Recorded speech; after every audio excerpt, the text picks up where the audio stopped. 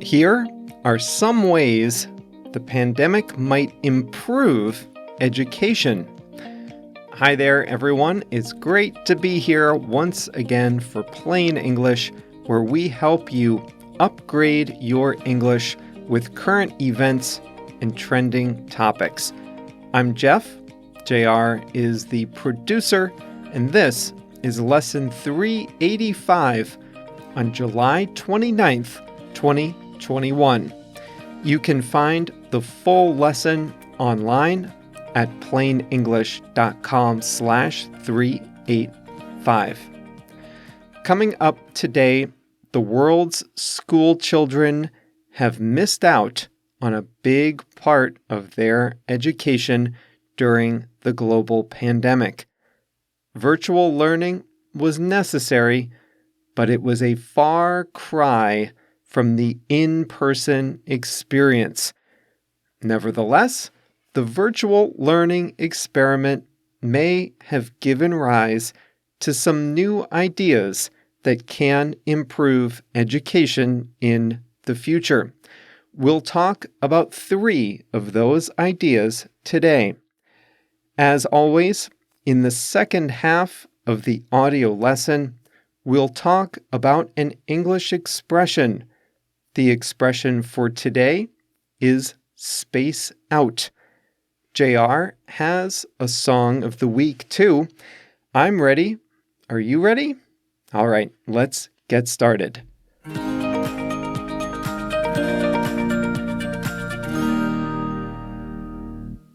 How will the world change following COVID-19? Most of the time, the answer to this question is about sanitation, travel, and office work. But the lessons of the pandemic may also bring with them improvements to how the world's school children learn. Compared to other aspects of the modern world, public education for children has changed remarkably little over the last 100 years. One teacher, a class full of students, testing requirements, grade level based on age, little technology, and a school year that lasts 9 or 10 months of the year.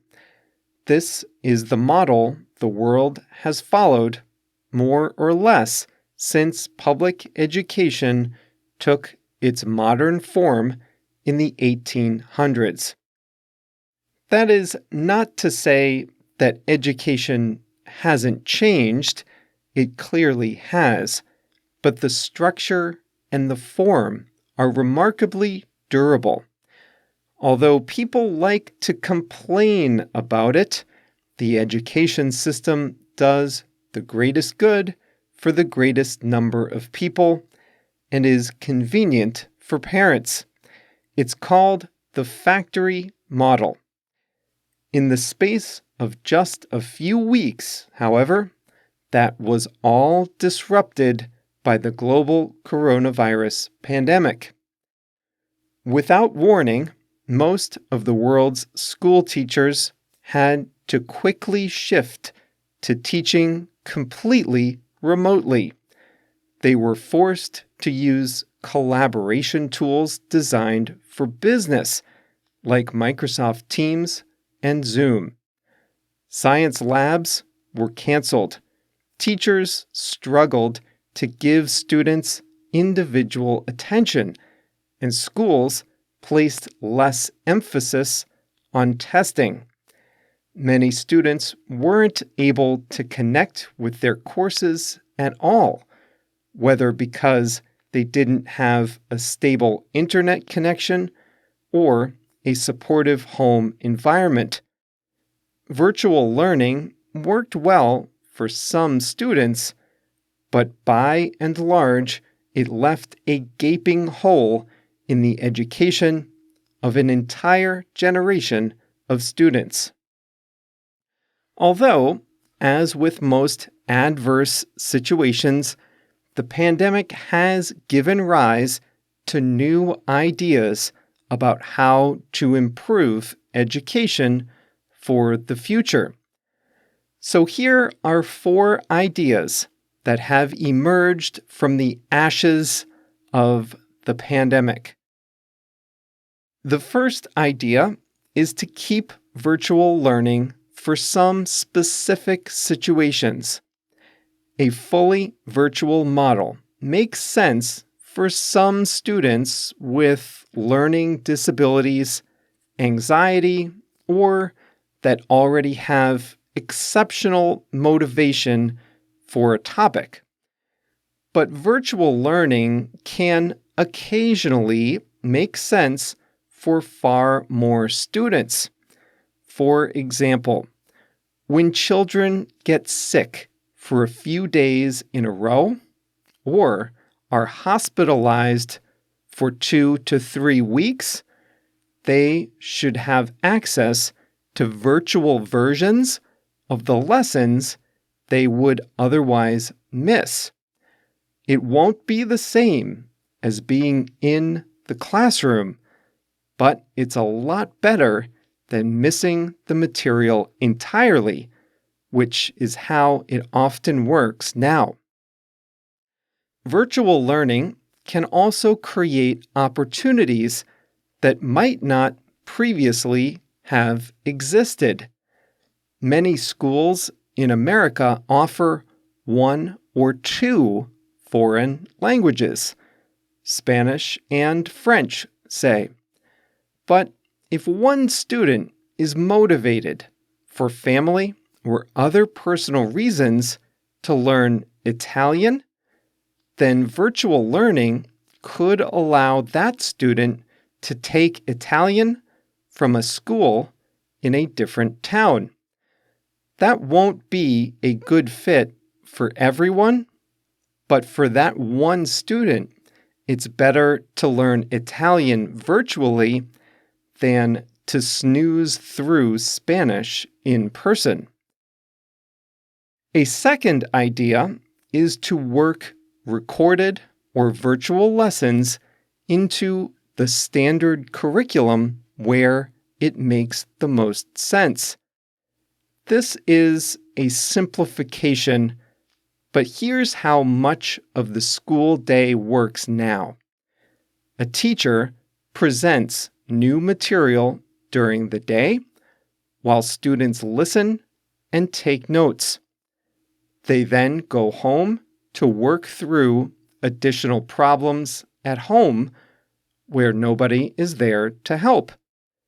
This may not work for all subjects, but you can easily imagine that some topics would be better delivered with videos and technology at home, while time in school with the teacher is spent working out problems collaboratively. I have always thought this would be best for math education. A math teacher explains a new topic once at one speed for a class of 20 students. But the reality is that each student will understand the material at a different speed. If one student spaces out for a few minutes, if another student simply couldn't hear a few words, or if a third couldn't concentrate because of problems at home, they have no way to rewind the lesson and watch it again. If they miss out on something, there's no way to retrieve the information. But imagine the whole year of math instruction also exists virtually. Teachers could use those virtual lessons at key moments.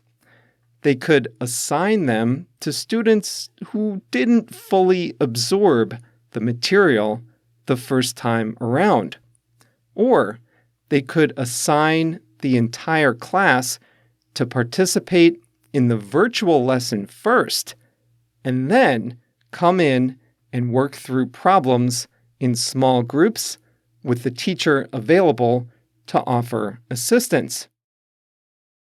In no case should a virtual curriculum replace the work of a live teacher, but it could be a tool that the teacher uses during the year to supplement the curriculum. The pandemic also exposed tremendous inequality and accessibility to educational tools among students. Some students had heavily involved parents, positive support systems at home, and a quiet place to study. Others had no such advantages. But these inequalities have always existed. The pandemic just exacerbated them. During the pandemic, many parents and schools used individual tutoring, if available, to help students who struggled with virtual lessons. The extra tutoring was born out of necessity, but this is an idea worth preserving even after COVID passes. Some kids sail through the factory model and come out the other side with a solid education. Others have a rockier road for a variety of reasons. Prior to the pandemic, individual tutoring was often seen as a tool only available to rich parents to give their children an extra advantage. But it doesn't have to be that way. If individual tutoring is open to everyone, it can be a way to make up for the shortcomings of the factory model. Why shouldn't students be entitled to extra individual attention when they need it? Of course, it's more expensive to administer, but if more lessons are delivered virtually, it can free up more teacher time to give the desperately needed individual attention.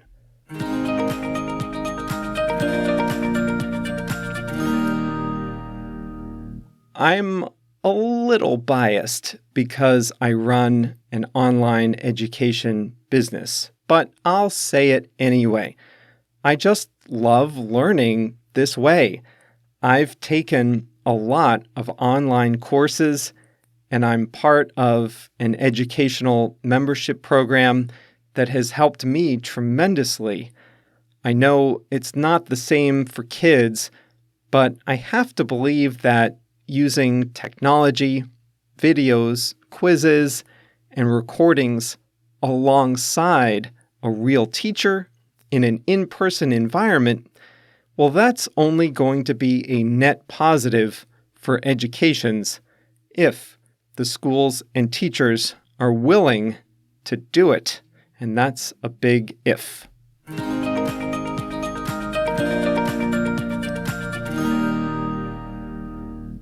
Today's expression is a bit informal, but it's a good one to know. It's a phrasal verb, space out. When you space out, you stop concentrating and you miss what's going on. This happens to everyone sometimes.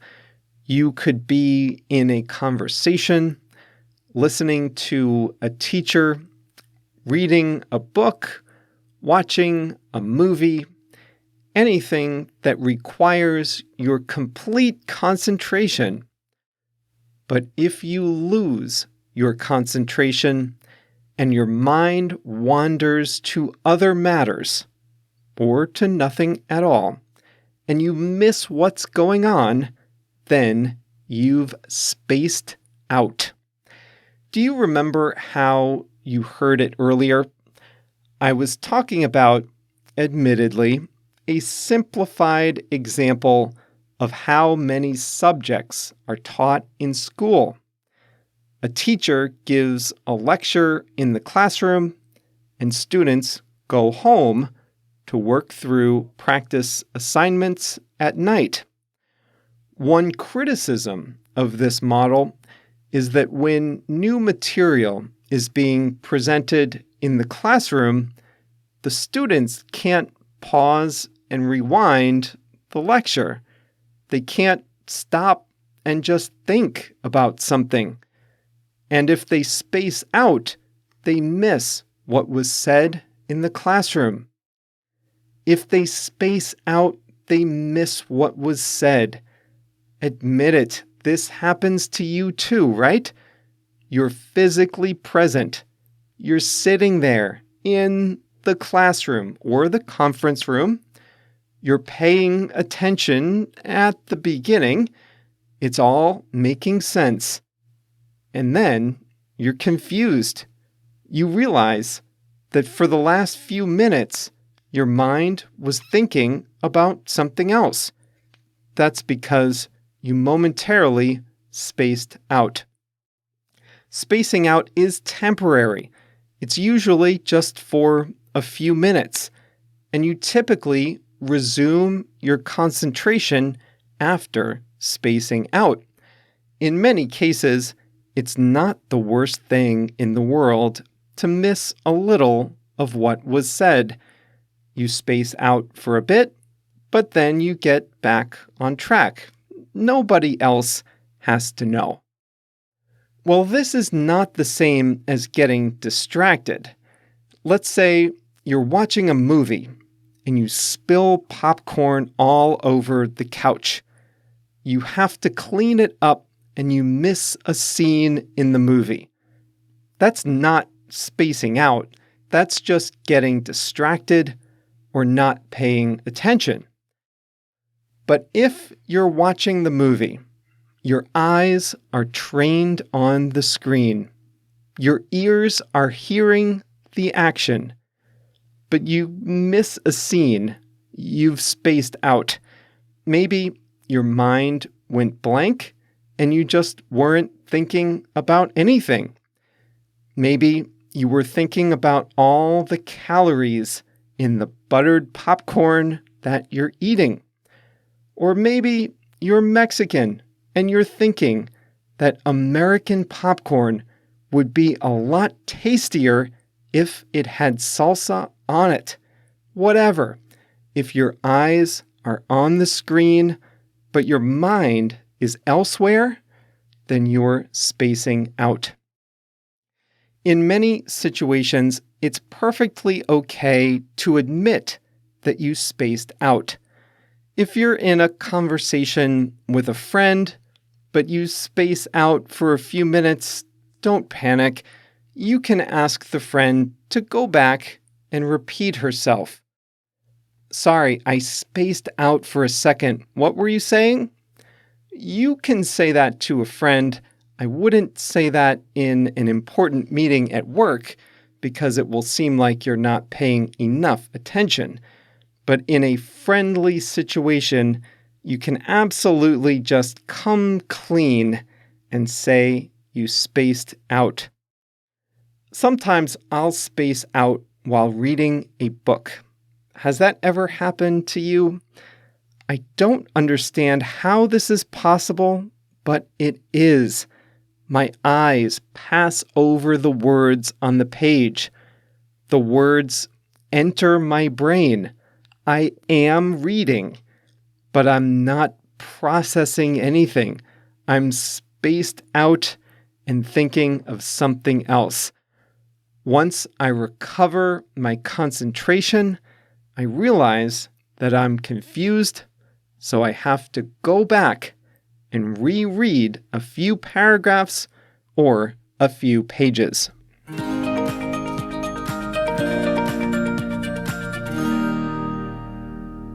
It's Thursday, so JR has a song of the week for us. Today, it's I Lost a Friend by Phineas. The song is about how Phineas lost touch with a friend from his childhood and how he regrets not staying in touch, wondering why he didn't keep up the friendship.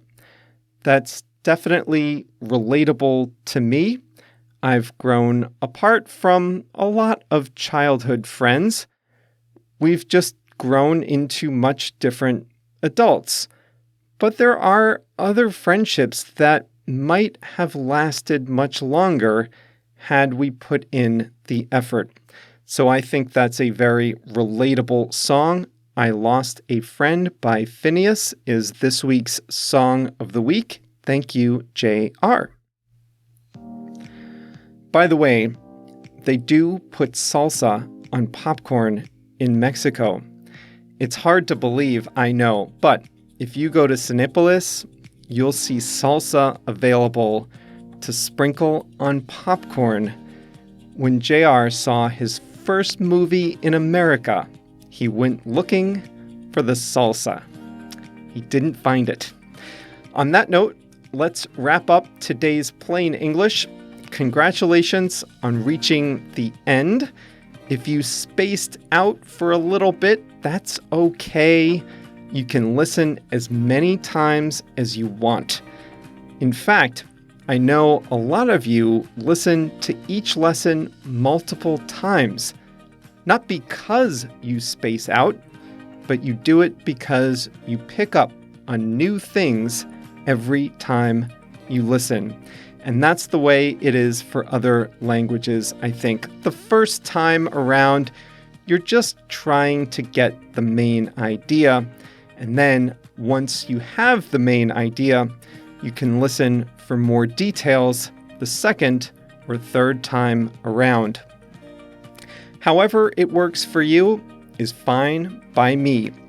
I know a lot of Plain English Plus members like to listen to the slow version first to understand what's going on, and then the fast version so they can train their ear to hear the words that way. And honestly, that's how you'll hear those words in a real situation. And after a few months, I think most Plain English Plus members are listening to the fast version more than the slow version.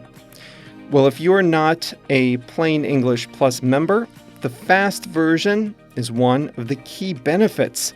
It's a second recording of the whole program, only at full speed.